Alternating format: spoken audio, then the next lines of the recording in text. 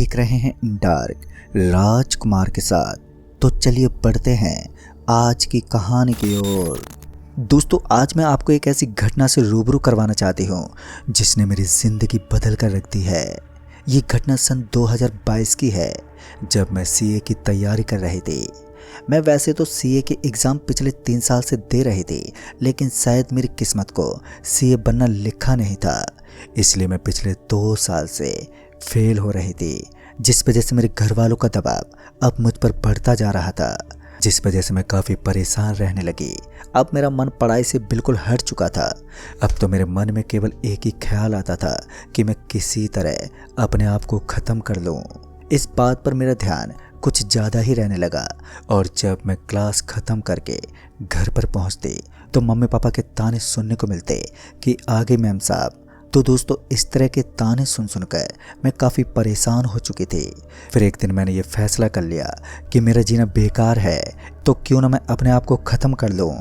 और इसलिए मैं सुबह जल्दी उठी और मंदिर जाकर माथा टेका और मम्मी पापा के चरण छुए और प्यारी सी मुस्कुराहट से बोली, पापा मम्मी, अब आपको मुझसे कोई शिकायत नहीं मिलेगी। पापा मम्मी ने मुझे गले से लगा लिया और बोले, बेटी, हम दोनों तुमसे बहुत प्यार करते हैं, तुम मेरी अच्छी बेटी हो। ये सब सुनकर मेरी आंखों में आंसू आ गए।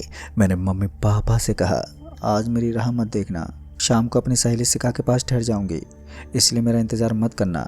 फिर मैं घर से निकलकर सीधे मेट्रो स्टेशन पहुंची। तभी मैंने सोचा कि सबसे आसान तरीका मरने का मेट्रो के नीचे आकर मरने का है, और ये सोचकर अब मैं मेट्रो के नीचे कूदने की तकरीबन सोचने लगी।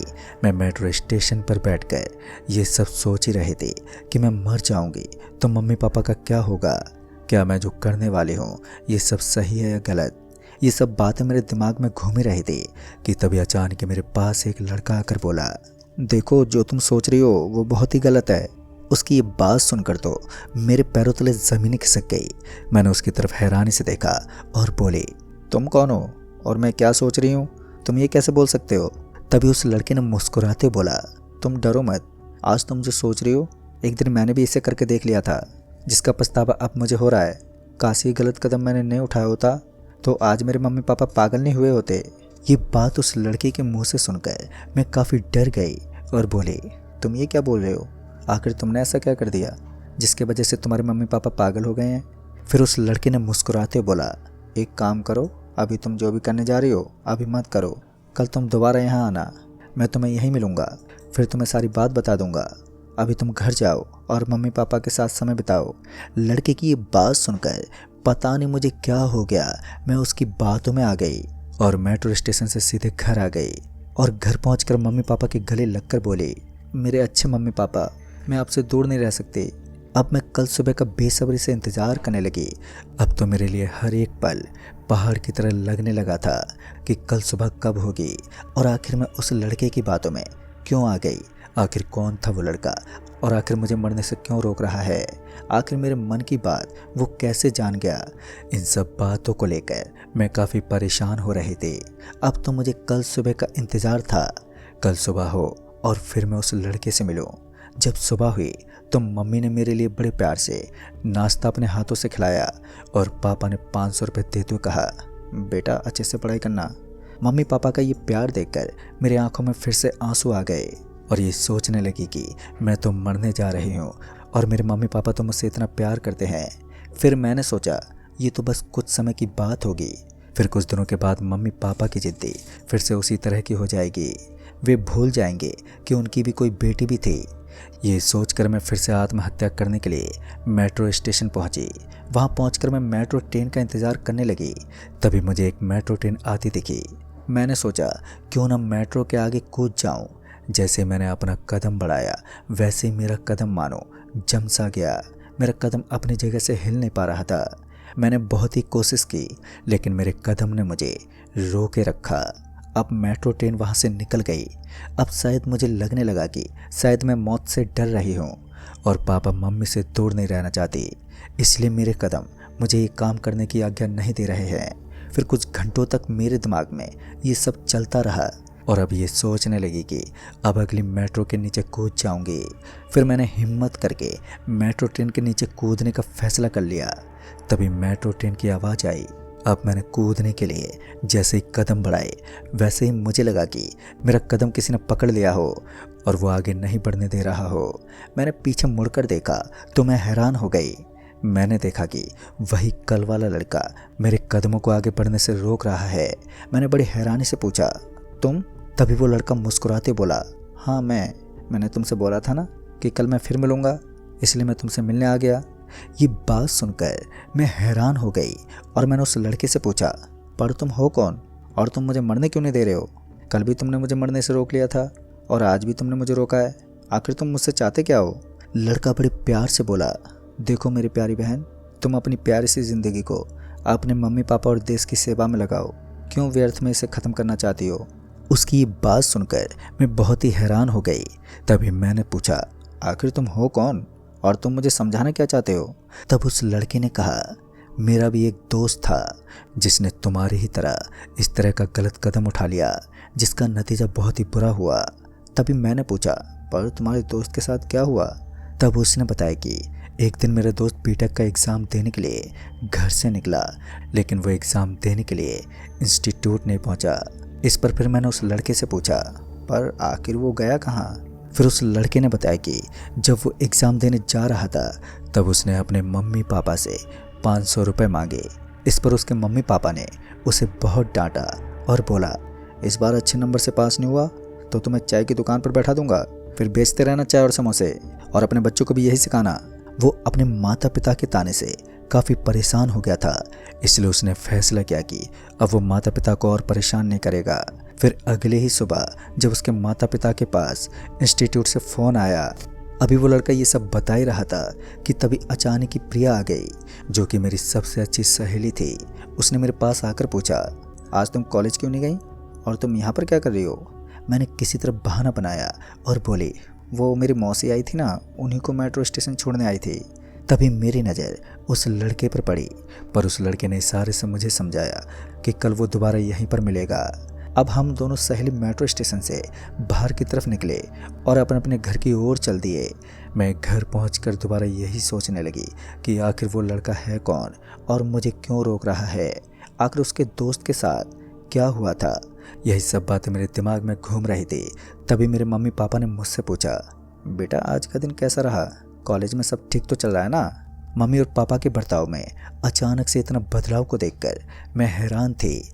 मुझे विश्वास नहीं हो पा रहा था कि यही मेरे मम्मी पापा हैं जो एक दिन मुझे ताने मारते थे और आज इतना प्यार दिखा रहे हैं। मुझे कुछ भी समझ में नहीं आ रहा था कि ये सब हो क्या रहा है। एक तरफ मम्मी पापा के बर्ताव में बदलाव था तो दूसरी ओर वो लड़का मुझे मरने से रोक रहा था। अगली सुबह मम्मी पापा ने मुझे प्यार से जगाया और बोला, बेटा आज टाइम से घर आ जाना और शाम को हम सब बाहर डिनर करेंगे। पापा मम्मी की बात सुनकर मैं अपने आप को रोक नहीं पाई और मम्मी के गले लगकर रोने लगी। मैं सोचने लगी कि जो मैं करने जा रही हूँ शायद वो ठीक नहीं है, लेकिन फिर मैं ये सोचने लगी कि शायद ये सब कुछ दिनों की बात होगी, फिर से मम्मी पापा मुझे ताने मारना शुरू कर देंगे। और ये सोचकर मैं अपने फैसले पर कायम रही और फिर उसके बाद मेट्रो स्टेशन की ओर चल दी। मैं अभी मेट्रो स्टेशन के अंदर जा ही रही थी कि अचानक ही दो लोग जो कि पति पत्नी लग रहे थे मेरे पास आकर बोलने लगे, बेटी मेरा बेटा अभी तक घर नहीं पहुंचा है और अभी तक हम उसका इंतज़ार कर रहे हैं। यहाँ के गार्ड हम दोनों को अंदर नहीं जाने दे रहे हैं। बेटी तुम अंदर जाकर मेरे बेटे को बोल दो कि तुम्हारे मम्मी पापा गेट पर इंतज़ार कर रहे हैं। उनकी आंखों में आंसू देखकर मैं अपने आप को रोक नहीं पाई और मैं भी रोते हुए उनको बोली, आप परेशान मत होइए, आपका बेटा आ जाएगा, मैं उसको लेकर आती हूँ। तभी कुछ गार्ड मेरे पास आकर बोले, मैडम आप जाइए यहाँ से, इनका तो रोज़ का काम है। फिर मैंने किसी तरह अपने आप को संभाला और मेट्रो की तरफ चल दी, लेकिन मेरी आंखों ही आंखों में उन दोनों माता पिता का चेहरा अब घूमने लगा था कि वो किस तरह मेरे पास आकर हाथ जोड़कर मुझे बोल रहे थे कि बेटी मेरे बेटे से मिलवा दो। काश मैं कुछ ऐसा कर पाती जिससे कि उन दोनों की मदद हो जाती। अब तो मेरे दिमाग में ये भी ख्याल आने लगे, अगर मैं भी मर जाऊंगी तो मेरे मम्मी पापा की हालत शायद इन जैसी हो जाएगी। मैं मेट्रो स्टेशन पर पहुंचकर सर पर हाथ रखकर सोच रही थी कि अचानक ही ट्रेन मेरे ओर आने लगी। वो मेट्रो मेरे सामने आकर रुक गई और मैंने देखा फिर से वही लड़का उस मेट्रो ट्रेन से उतरा और मुझसे पूछने लगा, आखिर तुम नहीं मानी, आ ही गई मरने के लिए? ये बात सुनकर मैं काफ़ी डर गई। आखिर ये सब मेरे साथ आखिर क्यों हो रहा है? मैंने उससे पूछा, पर आप हो कौन और मेरे बारे में इतना सब कैसे जानते हो? तभी उसने मुस्कुराते हुए जवाब दिया, मैं रवि हूँ, पर शायद तुम मुझे नहीं जानती, लेकिन तुम्हारे मम्मी पापा मुझे अच्छे से जानते हैं। लेकिन तुम ये बताओ, आज भी तुम मरने के लिए क्यों आ गई? मैंने तुम्हें समझाया था ना कि ज़िंदगी अनमोल है, इसे ऐसे व्यर्थ में क्यों गंवा रही हो? तुमने कभी सोचा कि तुम्हारे मरने के बाद तुम्हारे माता पिता की हालत ठीक मेट्रो स्टेशन के बाहर उस माता पिता की तरह हो जाएगी? यही गलती उसके बेटे ने भी की थी, जिसकी सज़ा उन दोनों माता पिता को मिल रही है। मैं उसकी बातों को सुनकर एकदम से हैरान रह गई और बोली, आखिर उसके बेटे ने ऐसा क्या किया? तभी उस लड़के ने बताया कि उसका बेटा मेरा दोस्त था, जिसके बारे में मैंने तुम्हें कल बताया था। जब मेरा दोस्त इंस्टीट्यूट नहीं पहुंचा तो वहां से उसके माता पिता के पास फ़ोन आया कि आपका बेटा इंस्टीट्यूट नहीं आया है, उसे जल्दी से भेज दीजिए, एग्ज़ाम का टाइम निकला जा रहा है। यह सुनकर उसके माता पिता ने अपने बेटे को फ़ोन किया और उसे डांटने लगे कि अभी तक एग्ज़ाम देने क्यों नहीं गया? हमेशा की तरह इस बार भी तू फेल हुआ तो सचमुच मैं इस बार भी चाय की दुकान पर बैठा दूंगा। पर मेरे दोस्त ने बड़े ही प्यार से अपने पापा को बोल दिया कि पापा, अब आपको मुझसे कोई शिकायत नहीं मिलेगी, बस आप अपना मम्मी और मेरी प्यारी बहन का ध्यान रखिएगा। आज तक जो भी मुझसे गलती हुई है उसके लिए आप मुझे माफ़ कर देना। और फिर इतना बोलकर उसने अपना फ़ोन बंद कर दिया। उसके 1 घंटे के बाद फिर से इंस्टीट्यूट से फ़ोन आया कि आपके बेटे ने मेट्रो ट्रेन के नीचे आकर आत्महत्या कर ली है। और फिर जब उसके माता पिता ने मेट्रो स्टेशन के पास जाकर देखा तो सच में मेरे दोस्त ने आत्महत्या कर ली थी, जिस वजह से उसके माता पिता पागल हो गए हैं। फिर उस लड़के ने बताया कि जो बूढ़े माता पिता मेट्रो गेट के बाहर अभी अभी मुझे मिले थे, वो उसी के दोस्त के माता पिता हैं, जो कि मानसिक रूप से पागल हो गए हैं। मैंने जब रवि की पूरी बात सुनी तो मैं कुछ पल के लिए आंखें बंद करके वहीं पर रोने लगी और सोचने लगी कि मैं ये क्या करने जा रही थी। तभी अचानक मेट्रो की आवाज़ आई और जब आंखें खोली तो रवि वहाँ नहीं था। मैं उसे चारों तरफ ढूंढने लगी, लेकिन रवि नहीं मिला। अब मैंने सोचा, चाहे कुछ भी हो जाए पर मैं आत्महत्या नहीं करूँगी और माता पिता के साथ रहूँगी। मैं घर पहुँचकर मम्मी से गले लगकर बहुत ज़्यादा रोई और बोली, मम्मी, मैं आप दोनों से बहुत प्यार करती हूँ, मैं आप दोनों को छोड़कर कहीं नहीं जाऊँगी। मम्मी बोली, बेटी तुम ऐसा कुछ करना भी मत, नहीं तो हम दोनों की भी हालत बिल्कुल रवि के माता पिता की तरह हो जाएगी। मम्मी की ये बात सुनकर फिर से मैं हैरान हो गई। तभी मैंने मम्मी से पूछा, मम्मी आप रवि को कैसे जानते हो? तभी मम्मी ने बोला, बेटा रवि उनका बेटा है जो माता पिता मेट्रो स्टेशन पर पागलों की तरह भटक रहे हैं। कुछ दिन पहले रवि ने ट्रेन के नीचे आकर आत्महत्या कर ली थी और तभी से उनकी हालत पागलों जैसी हो गई है। मम्मी की बात सुनकर मैं तो बहुत ज़्यादा हैरान हो गई। आखिर जो मुझे आत्महत्या करने से रोक रहा था वो और कोई नहीं बल्कि रवि की आत्मा थी। मैंने रवि को मनी मन धन्यवाद दिया कि आज तुम नहीं होते तो शायद मैं भी नहीं होती। काश सभी विद्यार्थी इतने खुश नसीब नहीं होते जिसे रवि जैसे इंसान आकर बचा लें। हम सब विद्यार्थियों को ये सब समझना चाहिए कि हमारे माता पिता बेशक कितना भी डांटें या मारें, लेकिन प्यार बहुत करते हैं। उन्होंने हमें जन्म दिया है तो उनका हक हमारे जीवन पर हमसे काफ़ी ज़्यादा होता है और हमारा ये हक नहीं बनता कि हम अपने माता पिता की ज़िंदगी को बर्बाद कर दें।